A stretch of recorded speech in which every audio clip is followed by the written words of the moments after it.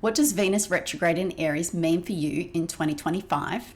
This powerful transit is all about rethinking love, relationships, and your personal values. But with Aries' bold energy, the lessons may come fast and fierce. I'm Kim Fairminer, an astrologer and writer helping you navigate life cycles through the wisdom of the stars. In this video, I'm sharing an excerpt from my 2025 year ahead forecast, where I break down the key themes of Venus retrograde and what it means for you. If you love astrology and want to stay ahead of the planetary shifts, make sure to like this video, subscribe to my channel, and hit the notification bell so you don't miss my upcoming forecasts. Let's dive in. Venus is currently in Pisces. She's been there since the 3rd of January. Venus loves to be in Pisces. It's all really sort of beautiful fairy tale princess vibes.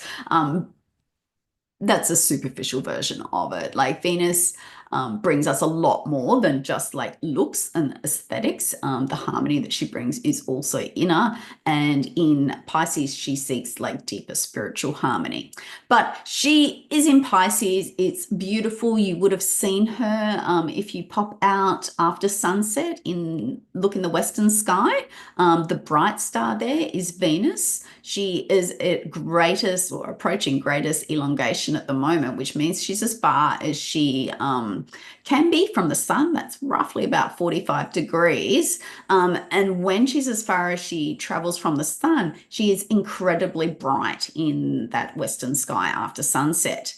Also, because she's as far away as she's possibly able to get from the sun, she needs to come back, and that signals a retrograde motion.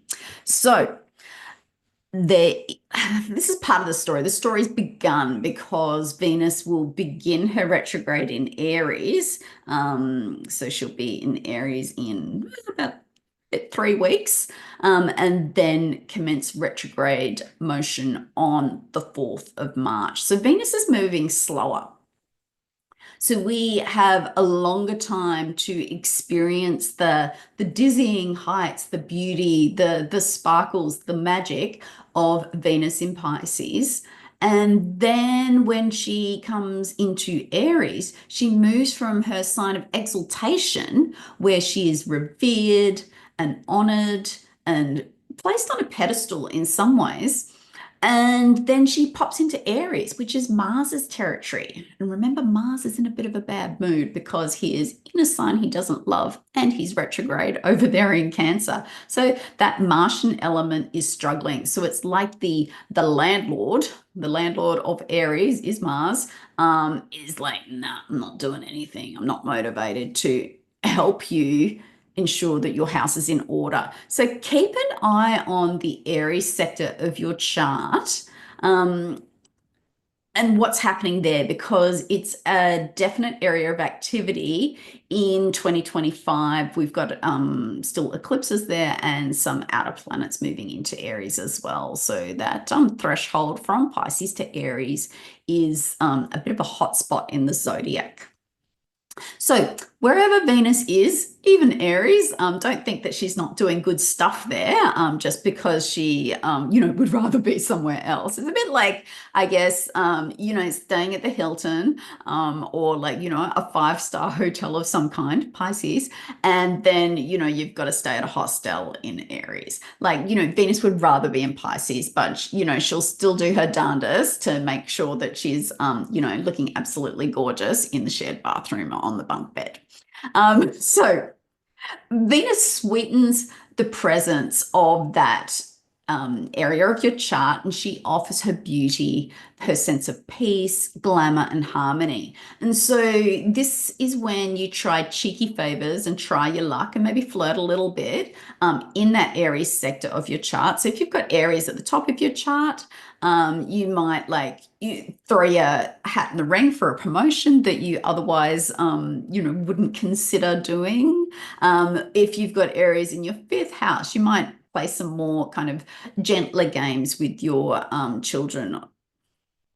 So that blessing in some ways peters out or becomes less generous when Venus goes retrograde on the 4th of March. So these efforts to, schmooze your way ahead and be generous towards people don't often go to plan in during the retrograde cycle. So it's as if people are like over charm, or they see straight through your efforts to persuade them and bat your eyelids and, flirt a little bit. That like people know you're being manipulated, and that is the flip side of Venus's social graces and the aesthetic approach that she can sometimes take. Like it's superficial, it's not meaningful. That schmoozing is a means to an end, and it is less appreciated when Venus is retrograde.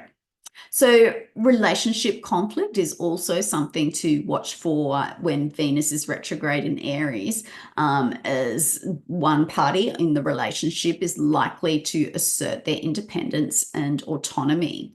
And your own, like if you flip that around to where you are in a relationship, your own inner peace becomes more important than someone else's comfort or the mere appearance of social harmony. So there's a real need for authenticity. It becomes more important than appearance. So that's something to, watch for in coming months.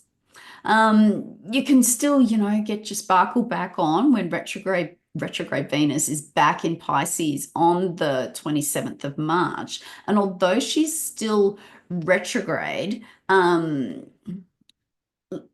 like you'll be attracted to that glamour, but you may find that your heart's not in it, and you may question to use a metaphor of that fairy tale imagery, the sanitized Disney version of the fairy tale won't be as satisfying as that grittier Brothers Grimm. Like you want to know what's happening behind the scenes. You want to know how deep that sense of harmony, goes. Like, is it all like fake? Like, is the castle falling apart? Like, there's this need to know what's behind the scenes, what's holding all those structures up.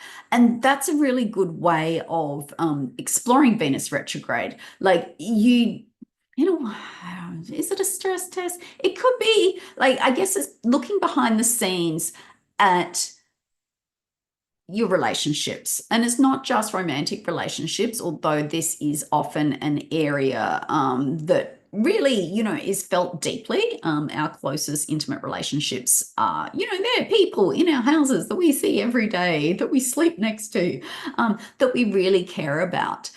So yes, romantic relationships are affected by Venus retrograde, but it's also your workplace relationships. It's also your relationships with your neighbors. We're social creatures, as I mentioned at the very start. We don't live in a vacuum, and Venus retrograde kind of exposes the truth, the underlying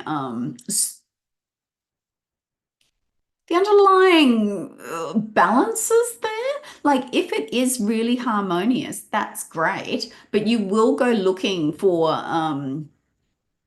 the integrity of those relationships during Venus retrograde, and check in with yourself to see if you are as satisfied with these relationships as what you were 6 months ago. It's important to check. Other areas that it can play out in is how you present yourself to the world. Venus is a sign of adornment and expression.